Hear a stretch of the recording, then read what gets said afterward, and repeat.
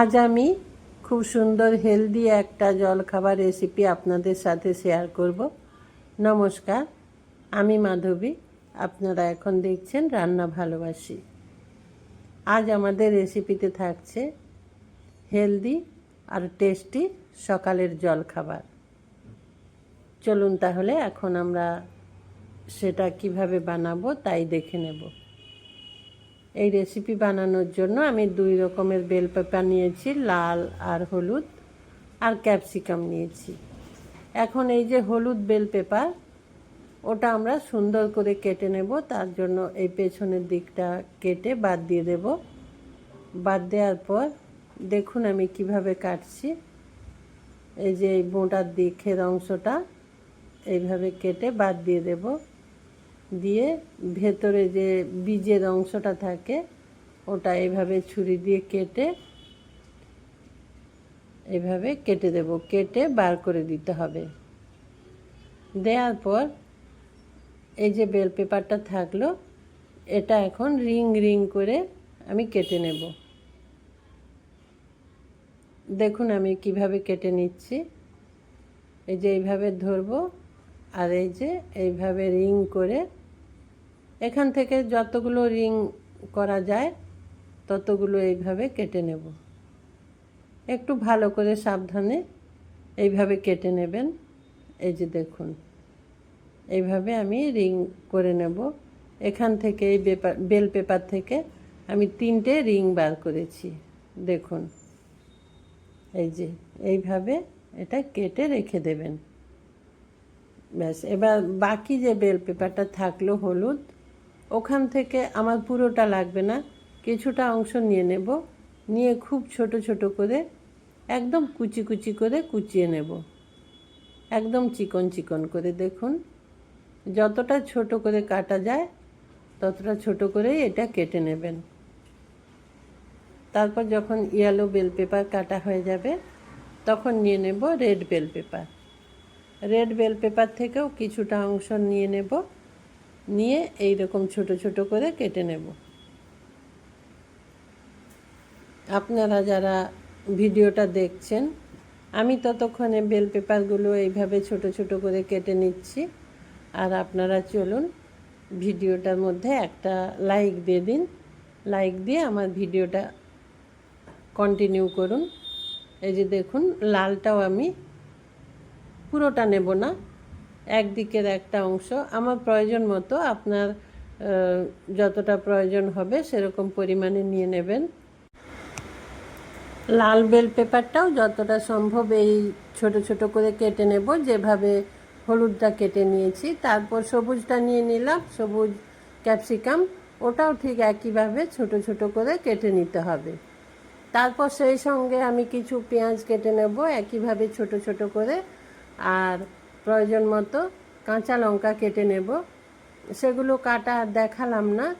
কাঁচা লঙ্কা আপনাদের পরিমাণ মতো আপনারা দিয়ে দেবেন। এই যে কাঁচা লঙ্কা পেঁয়াজ দেখুন কেটে নিয়েছি, আর সব কিছু একটা বোলের মধ্যে তুলে নেব।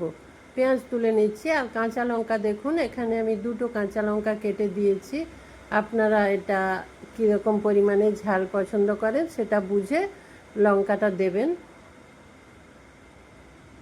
লঙ্কাটা আপনাদের পছন্দ মতো বাড়িয়ে বা কমিয়ে নিতে পারেন। তারপর বেল পেপারগুলো ওই পেঁয়াজ লঙ্কার সাথে একসাথে রেখে দিলাম। তারপর আমি এখানে একটা ডিম দেব, 2টো ডিম দেব। এখন আমি একটা ডিম ফাটিয়ে দিয়ে দেব। তারপর সব কিছুর সাথে ভালো করে মিশিয়ে নেওয়ার পর আবারও একটা ডিম দেব। ডিম দিয়ে ওটা ভালো করে ফেটিয়ে রেখে দেব। আপনারা যারা আমার ভিডিওটা দেখছেন এখনও পর্যন্ত আমার চ্যানেল সাবস্ক্রাইব করেননি, তাদেরকে বলছি প্লিজ একটা সাবস্ক্রাইব করে দিন। সাবস্ক্রাইব করে আমাকে রান্না করার উৎসাহ দিন। এই যে একটা ডিম ফাটিয়ে দিয়েছিলাম, ওটা মিশিয়ে দিয়েছি। এখানে আমি আরও একটা ডিম দিয়ে দেব। ডিম চাইলে আপনারা আরও বাড়িয়ে নিতে পারেন। ওই যে আমি 3টে বেল পেপারের রিং কেটেছি, আপনি চাইলে রেড বেল পেপার থেকেও আবার কয়েকটা নিয়ে নিতে পারেন, আপনার যতগুলো লাগবে। আর গ্রিন থেকেও নিতে পারেন। সব রকম দিয়েই এই রেসিপিটা করা যায়। আমি আজকে ইয়েলো বেল পেপার দিয়ে আমি আমার প্রয়োজন মতো 3টে রিং নিয়ে আমি রেসিপিটা করছি। এখন নিয়ে নিলাম মিক্সিং জার, আর তাতে দিলাম মেজারিং কাপের হাফ কাপ ওটসটা এখন গুঁড়ো করে নেব। এদিকে দেখুন 2টো ডিমের সাথে সব কিছু মিশিয়ে রেখেছিলাম, সেই তার মধ্যে ওটসের গুঁড়োটাও দিয়ে দিলাম, দিয়ে আবারও সেটা ভালো করে মিশিয়ে নেব। এটা খুব ভালো করে মিশিয়ে নিতে হবে।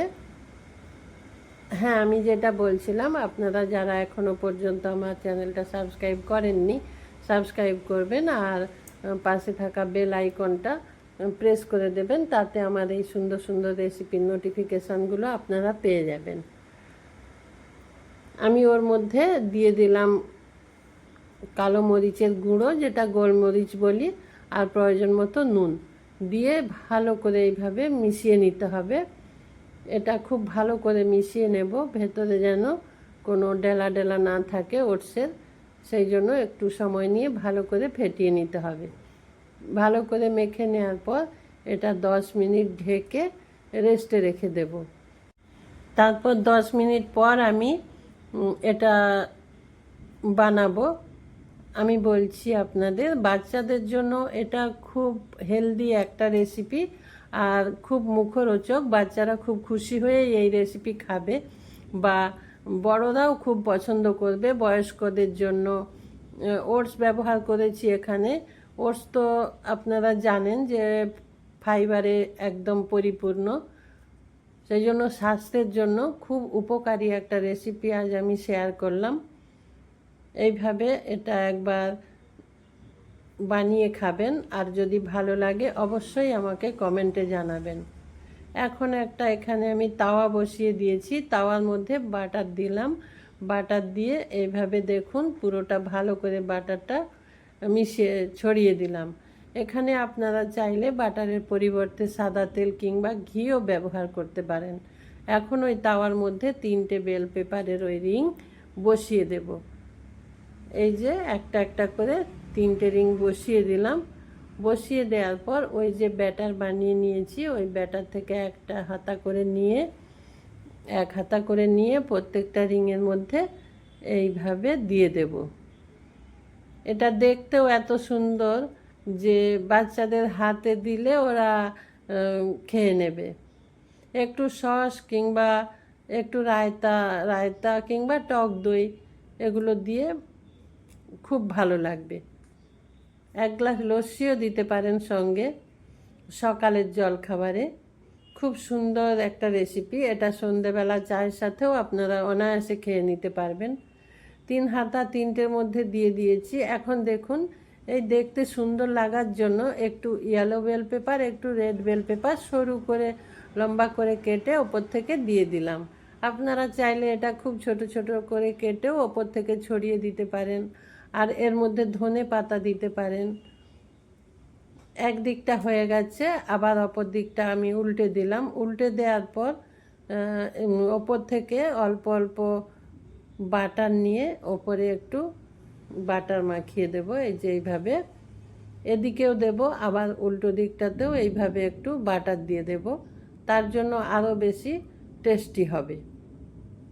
এই যে দেখুন, বাচ্চাদের স্কুলের টিফিনেও আপনি এটা অনায়াসে দিতে পারেন, কিংবা বিকেলবেলা সন্ধেবেলা এই রেসিপি আপনি ব্যবহার করতে পারেন, খেতে পারেন।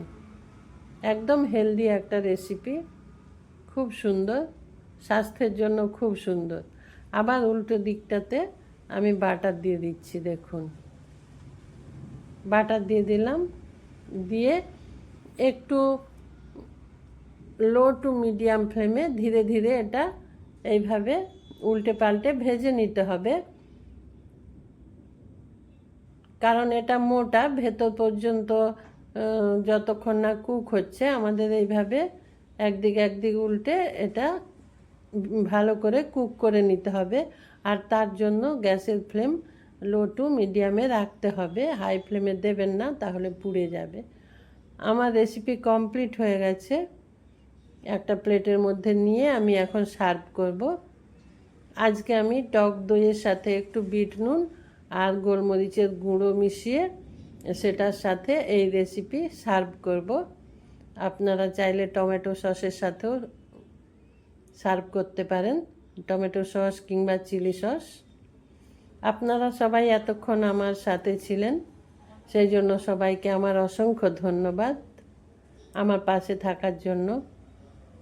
দেখুন কত সুন্দর দেখতে হয়েছে।